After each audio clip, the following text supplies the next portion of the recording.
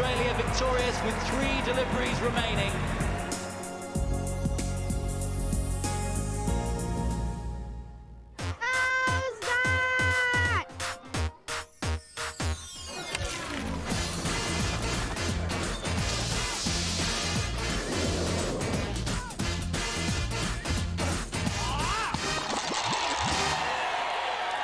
Australia's going to win today by a mile. We're doing very well so far. If we won the toss, I prefer us when we field last because it's much easier and your team's already out there and you can just get behind them and support them all. Aussies, obviously. Pommy's not a chance. I mean, look at the way the Aussies been batting. Ricky Ponting, fantastic. And I think probably would have gone for the toss, would have gone for the Aussies to bowl first. Super seam attack. Glenn McGrath kicking ass. The Aussies are definitely too strong. I reckon if they won the toss, they should bat first, get heap of runs on the board. Poms would have no chance of chasing anything like 300, which the Aussies are definitely capable of, as we've seen, to do. I think the Australians are too strong over here in England, and they definitely shouldn't bat first. They'll get 300 odd runs, and the English ones will be hard up to make 150. So they're ordinary, and they know they're ordinary, and Australia shouldn't even bother coming over it. Well, athletes, Steve Waugh's won the toss. He's going to bat, and I think that's a good move given probably the lights later on. It's a definite advantage to bat first here at Old Trafford with the lights going on later on, but statistically, Old Trafford's a great ground for England. We've won 17 out of 23 one-day games here. You've lost 8 on the trot, though. I think that's going to work against you. The Aussie tail, in terms of their batting, is so long. We've got strength right down. When you've got Gilchrist coming in, possibly not going to open, coming in so late, then Harvey batting 8, I just think we're too strong in all departments. It's true England have lost 8 in a row, but I think they can take some good things out the last 2 games. They only lost the last ball at Lords, they lost a very close game at Cardiff, and the positives, the batting of Owais Shah, the batting of Marcus Trescothick, return of Caddick, big positives for England. Mr. Holder? Mr. Lloyds. Let's hope that the rain keeps away. They're probably thinking. Down the steps for Australia, Adam Gilchrist, no form as yet in the competition, and Matthew Hayden as yet unseen in the competition, at least at the crease. There's the Australian side. Jason Gillespie is back in, Brett Lee is not playing, and Mark Waugh misses out on this juggling policy that we've heard Steve Waugh talk about. The lights on first thing because it's Mancunian grim out there. There's the England side, and there is a change. Paul Collingwood is in, and Mark Elam is left out. That's a very interesting move. Elam seen as so much a part of the side. And Caddick on the mark early on. Some movement, some bounce, and he was enjoying himself. It could be out. It is. Andrew Caddick has picked up the first wicket for England. Matthew Hayden not getting on to an intended pull shot. It became more of a top edge. Way down to deep fine leg. The first wicket goes down for Australia without a run on the board. Well, this is a decent delivery from Andrew Caddick. It's quite short. Matthew Hayden's gone for the pull, but he skied it. And it's a fairly simple catch to Darren Gough. Almost fluffed it. Made out as though he didn't see it, but safely gathered in the end. It's Matthew Hayden's gone without scoring. Australia are 0 for 1.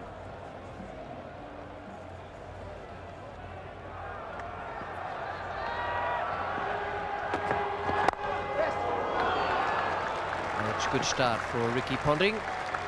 70 and 102 in his 2 earlier innings in this NatWest competition, and starts with a boundary.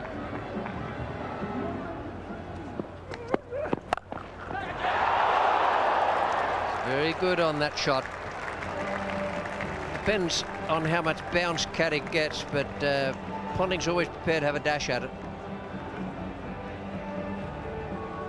I think this is a trademark Ricky Ponting shot. We saw when Shoaib Akhtar was bowling at him in one of the earlier games that no matter how quick the bowler bowls, he's always ready to take on the short ball.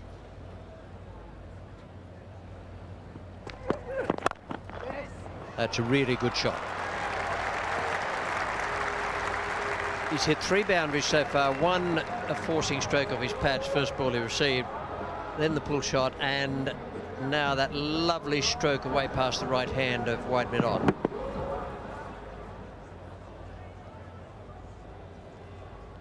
Well, given those 3 lovely strokes by Ricky Ponting, you get an idea of just how tidily England bowled. 17 for 1 from the first 5 overs. Adam Gilchrist had a problem. England bowled very intelligently at him, gave him no room, and he shows signs of not having the sort of confidence that we've seen from him in the past. Plenty happening out there, and some bounce too in the pitch.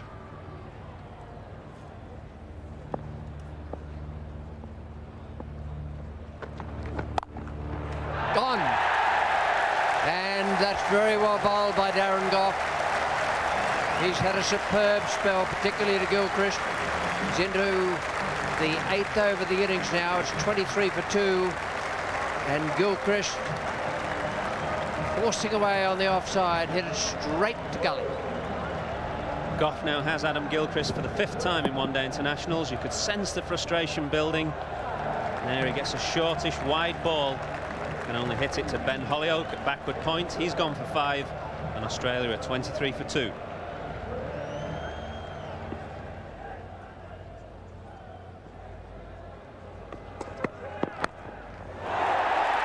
Yes, that was an unusual sort of take by Nick Knight, or so it appeared from the naked eye. It looked as though he rather got his hands crossed over, but he's taken it safely. Ricky Ponting is gone. 3 down. Well, the ball before, we said how England bowlers had to get the ball outside Ricky Ponting's off stump. Andrew Caddick does it on that occasion. And Nick Knight, who had such a horrible time in the Test match here, makes no mistake this time. Ricky Ponting's gone for 21. Australia are struggling, 27 for 3. Well, Alex Stewart wouldn't have been too happy losing the toss today. Probably have batted had he won it. I think he'd be reasonably happy with the position so far. There's an extra reason why Nick Knight looked so delighted about taking that slip catch of Ricky Ponting. You think back to Old Trafford 10 days ago, he had a nightmare at second slip. That was a drop in the first innings of the Test match, which cost England quite a lot of runs, and then another one went down off the bat of Latif, couldn't hold on there, and then really maybe the most crucial one of all, Inzamam ul Haq in the second innings. Again, Nick Knight's rather unusual catching style let him down. Alex Stewart consoling him there. He's usually such an infallible catcher, but today at Old Trafford, the same ground, this time no mistake. A brilliant catch, diving away to second slip, and what a difference a white ball makes. And for that matter, a coat of many colours. It was raincoats that were needed almost immediately. 3:15. The rain came up, went the umbrellas, on went the jackets. A rainstorm hit Old Trafford. You might have heard about the no-ball storm. Here's a look at John Holder looking down before looking up to ensure that the bowlers are keeping behind the line. That isn't to say they always managed to do so. Some power strokes now from the Australians as Dominic Cork didn't get it right early on. Andrew Caddick lost a bit of rhythm and the balance of the game was altering.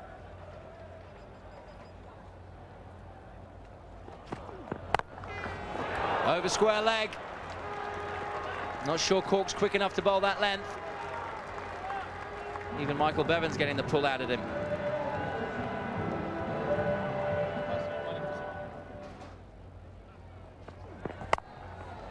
Four more, this time over the offside. Consecutive boundaries to Bevan. Cork's first over proving expensive. Yes, Cork paid for bowling both sides of the wicket, which isn't good in any form of cricket, but is very bad against good stroke players in one-day cricket. So the Manhattan suddenly going Australia's way, and that, a look at that over from Cork, that's expensive by any standards.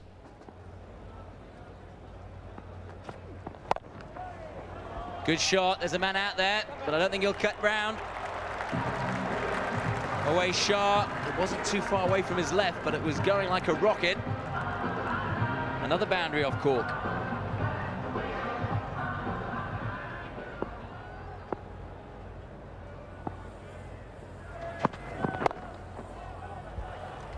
It should be 4. The batsman stopped running. Steve Waugh knows he's timed it. No protection on the leg side for Malali. Well, England need to sort out the backup bowling. Caddick and Goff are very good. Holyoake is yet to bowl. Mullally's done a decent job, actually, over the last year or two. But the batting of Waugh and Bevan has been quite superb, given the situation Australia were in and given the chances they have had to score against the backup bowlers. They've cashed in. They rather reminded me of scavengers who pick up every crumb on offer, which is not for a moment to deny their class, only to illustrate their utter professionalism. This is an illustration of how effective the slower ball and variations of pace can be. Ben Holyoake on the right, just about to indicate here the slower ball to Alex Stewart, just by the little tug of his England badge. And that's just to tell Stewart to get up to the stumps a little more, because the ball won't carry us through as far. And look at the difference here. On the right is the slower delivery to Steve Waugh. And Waugh setting himself back foot. Already Alex Stewart's moved up to the stumps, as you can see, because the ball won't carry through as far. Steve Waugh completely done in the flight there, has to lunge forward and just manages to counter the delivery. Then 2 balls later, the one on the left, that's the quicker ball from Ben Holyoake, and it surprises Steve Waugh. He's late on it. And that's what the effect of variations of pace can do.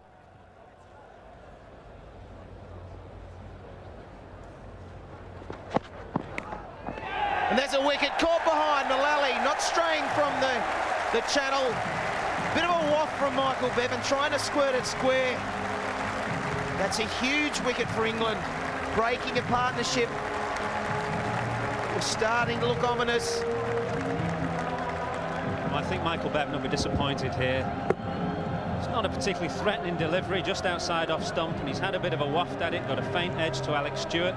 It's a big wicket for England, because Michael Bevan is a top-class player in the middle order in one-day international cricket. But he's gone, he's caught Stuart Bull Mullally for 37, and Australia 93 for 4. Now just slipping below 4 runs and over, and moving in the wrong direction for Australia. Sport on 4, sponsored by Stepstone Online Recruitment. Sport on 4, sponsored by Stepstone Online Recruitment. Australia's 100 arrived in the 26th over. Not a bad effort given the poor start, and guess who was responsible for it? Steve Waugh's own 50 came up in the 33rd over. He never changes.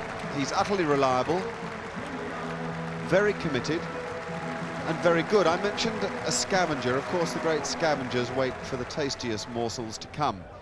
Patiently they wait, and that Manhattan chart, decent enough at that stage, was to explode a bit when Waugh got into the odd bad ball. There were some good ones as well. Holyoake mixed his pace and was impressive, but in the end England wilted and Waugh cashed in, as he tends to do. It was a fantastic effort which took the score to 136 for 4. The partnership worth 43 with Damien Martyn, who is a much more elegant player, and as a pair they suddenly became really difficult to bowl to.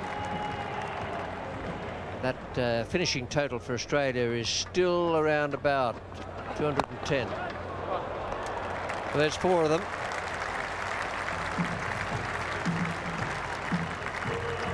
Very, very good stroke from Damien Martyn. Good improviser. It's the first boundary conceded by Ben Holyoake, and it's one of the few ways to score against him today. Use of the feet, because he's been spot on with his line and length.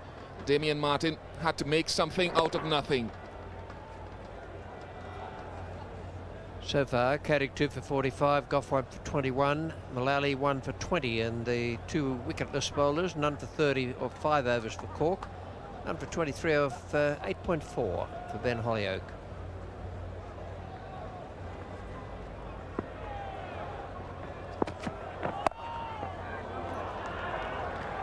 Third man's got a lot of work to do. Just couldn't pull it back, Michael Vaughan.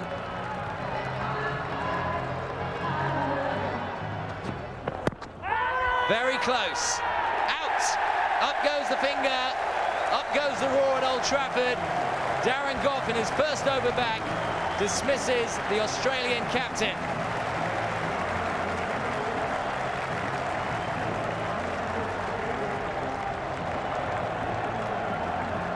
Steve Waugh not happy. Gets across in front of the stumps. Looks to be sliding down leg stump. He is back a long way. possibly missing. In fact, I'll say it's going to miss leg stump. Disappointment. Big wicket for England. Steve Waugh 64. Fifth wicket goes down for 161. That last wicket from Darren Gough, that as Steve Waugh takes him level with the great Ian Botham in the all-time leading wicket takers for England in one-day internationals, both on 145 apiece. Darren Gough has done it in fewer matches at a better average.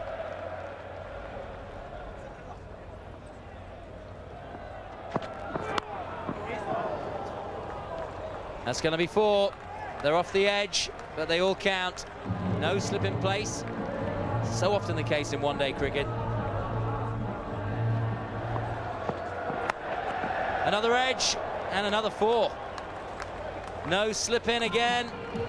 Mullally can't believe his luck.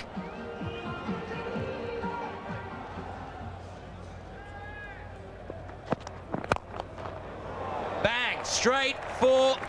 Don't bother moving if you're in the field. And don't get your hand in the way of that.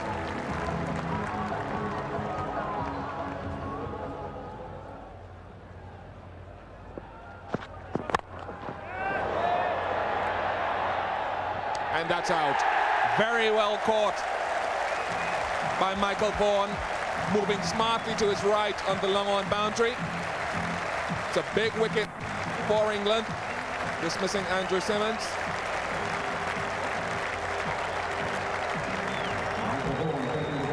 Well, this is Andrew Symonds' favourite area, over wide, long on. Saw him hit a few sixes, Cardiff on the weekend. This time he couldn't quite make the boundary. Michael Vaughan run round, takes an excellent catch. Andrew Symonds has gone for 11. Australia 188 for 6. New batsman is Ian Harvey. It's up in the air. That will be out, definitely. And it is. Marcus Trescothick holding on to an easy catch. Ian Harvey just top edging, simple full toss.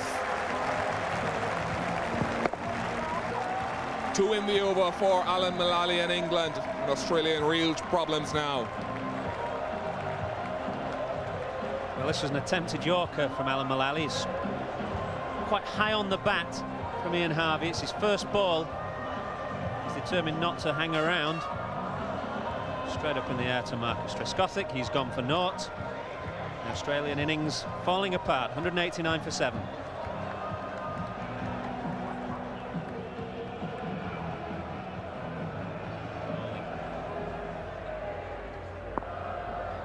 Damien Martin in 49. Just on the bounce, on the bounce. Damien Martin gets his 50. Very well played innings of just 78 balls.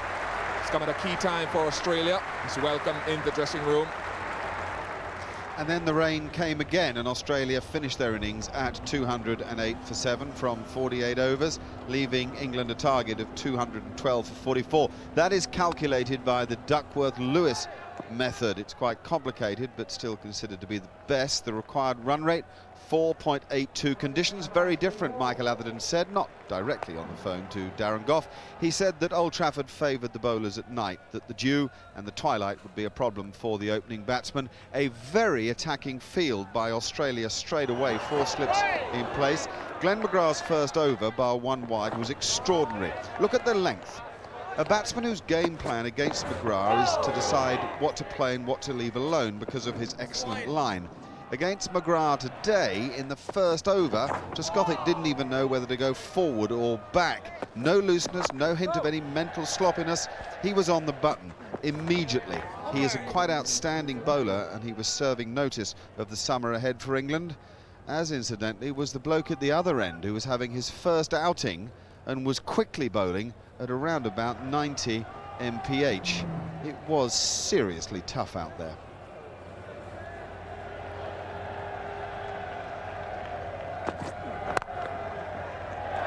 Good shot for 4. Rain won't have slowed the outfield up, and Nick Knight has got it away through the mid-on area.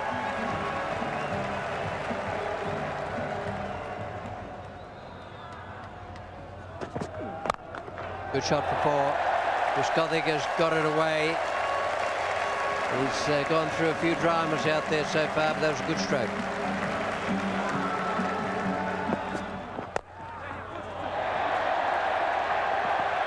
That's 4.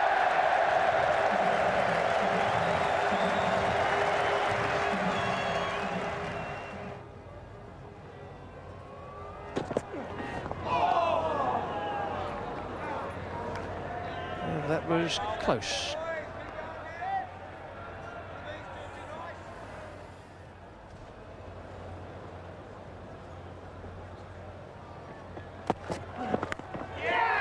And that's it. McGrath deserves that. He's bowled very well. There's a bit in the pitch for the bowlers. And Nick Knight has gone now for 12.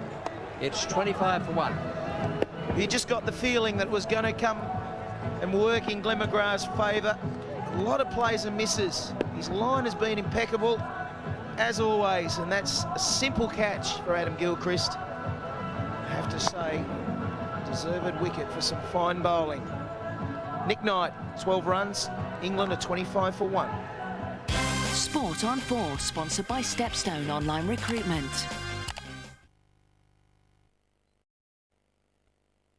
Sport on 4, sponsored by Stepstone Online Recruitment. We've got 3 slips and a gully now for Alex Stewart. Top edge, it's going to be caught. Stewart's going to be on his way. Michael Bevan won't drop those. Stewart goes for a duck. It was almost as though this was a premeditated pull here from Stewie. Ball zipped onto him a little bit quick from Jason Gillespie, went straight up in the air. It's an easy catch for Michael Bevan. Alex Stewart's had a bad trot in this NatWest triangular series. He's gone for naught, and England are 26 for 2.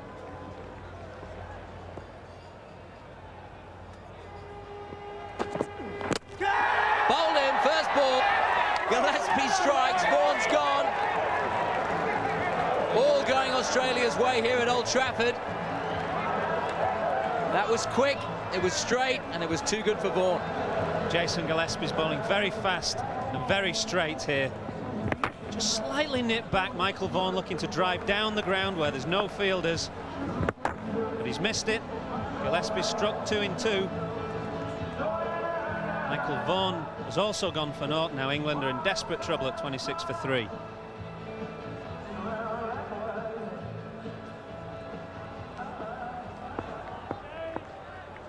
Shah on strike, Jason Gillespie on a hat-trick. I don't know how you play that. Well, Shah's not sure either. That is nipped in like an off-break at 90 miles an hour. Well, there's no doubt there's much more movement in the second half of the game under these lights than there was in the first half. Always Shah did well. They got in line, took an early blow. Well, it was a surprise to see just how quick Jason Gillespie bowled, up to 89 mph on occasions, but what an excellent position the seam was in. He really got his wrist behind the ball and caused problems. That, allied to McGrath, is quite something. So, 3 wickets, those little red blocks at the bottom of England's Manhattan, and it is strikingly similar to the start that Australia made. The big difference being, of course, that Australia had a pitch that was going to get easier. England's was going to get more difficult as dew affected the pitch. There's a view from the sump cam, and oof, there's how much time you've got.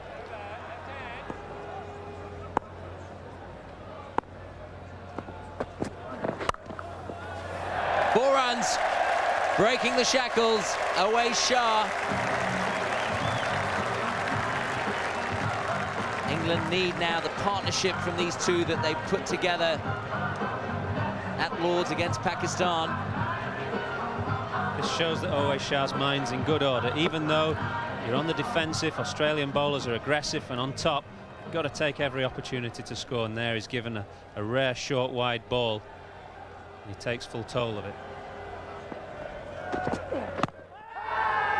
Big appeal, double appeal. First the LBW, then the catch. I think Jerry Lloyd is saying there was an edge on that.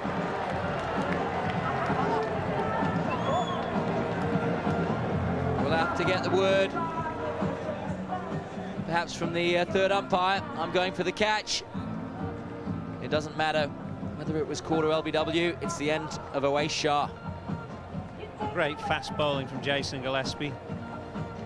I'm not sure whether Jeremy Lloyds has given him an LBW or caught. Either way, he's gone. So Owais Shah, he's gone for 10. And England are now 40 for 4. Well, I think Owais Shah may have been a little unlucky here. He has been given LB. It's probably a touch high. If he's been given out caught, by no means certain that he's hit it. Jeremy Lloyds indicating there that he's given Owais Shah out caught at third slip.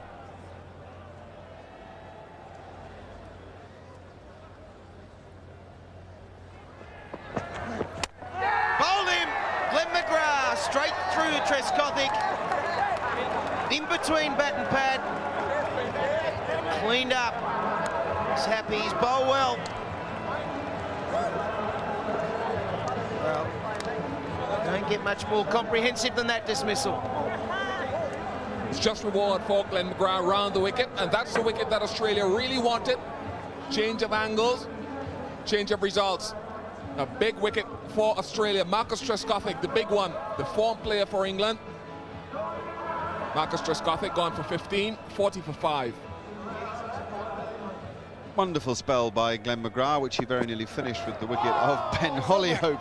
I thought the way that he worked out Trescothick was very clever, beginning by bowling over the wicket and eventually switching round and slanting the ball into him. Terrific stuff from a terrific cricketer.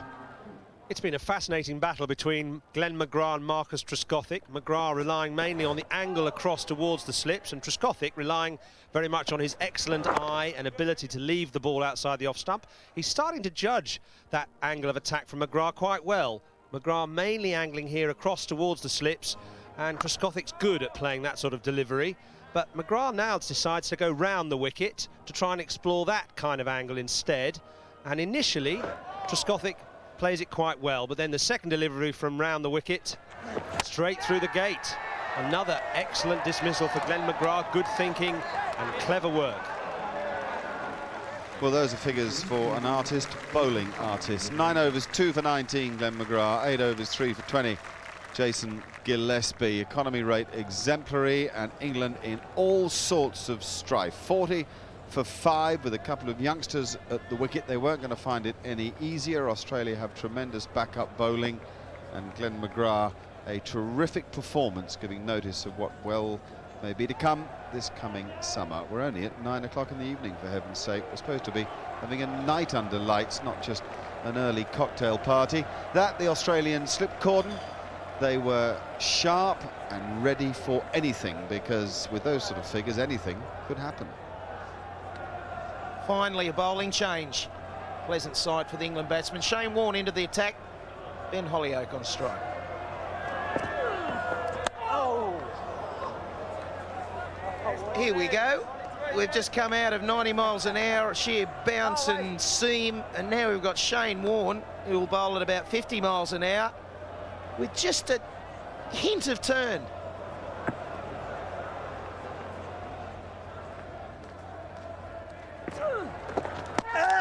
And he's gone. He's done him like a dinner. Ben Hollyoak coming down. He's going to watch this and think that's not the smartest shot I've ever played. The first delivery has beaten him all ends up with a big turner, and he decides to dance down the wicket and try and hit it through the onside. Not a smart thing to do. He was a long way down. Just a little bit of interest from Shane Warne, and then the ball spinning hugely from leg to off.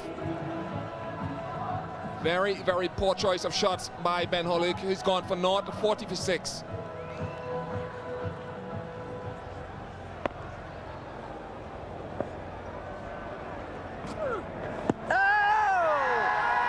There's a big shout for a bat padding close, Steve Waugh.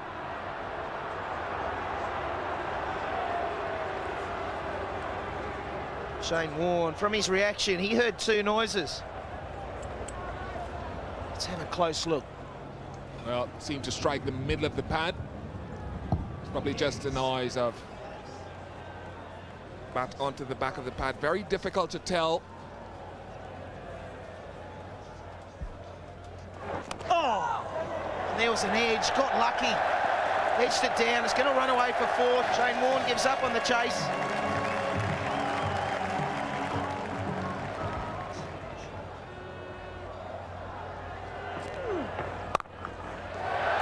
Good shot. Dominic Cork off the mark with the boundary. Well, if those spectators are leaving early, I guess it's because there aren't enough strokes like the one we just saw from Dominic Cork.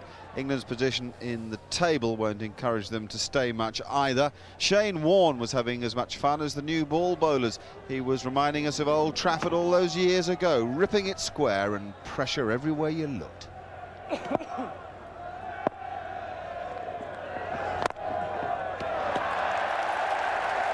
Well, he's a good timer of the ball when he plays his shots, Dominic Cork. Crashed through the offside.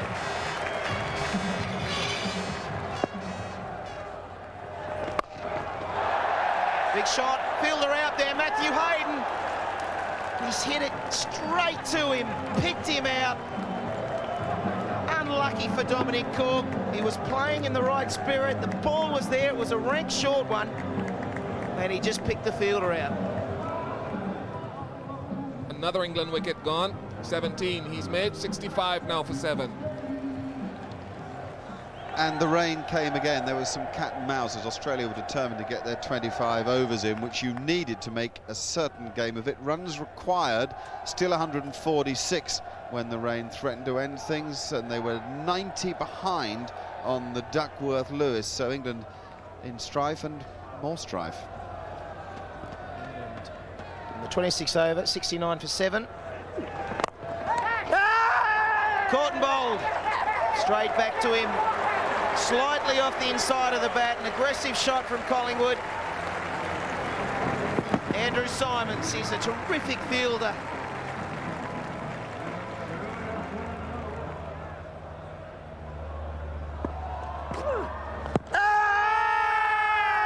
It's the top spinner. Shane Warne bowls it beautifully too. You'll see that the ball is more or less turning in the air on its own axis as it goes towards the batsman. And it is going to hit.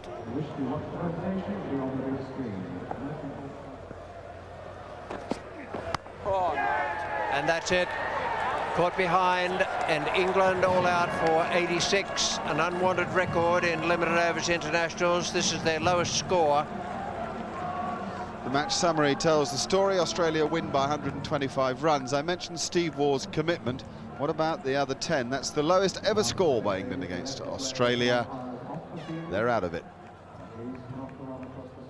Well, the league table makes pretty grim reading. If you are an England supporter, these gentlemen... To hide.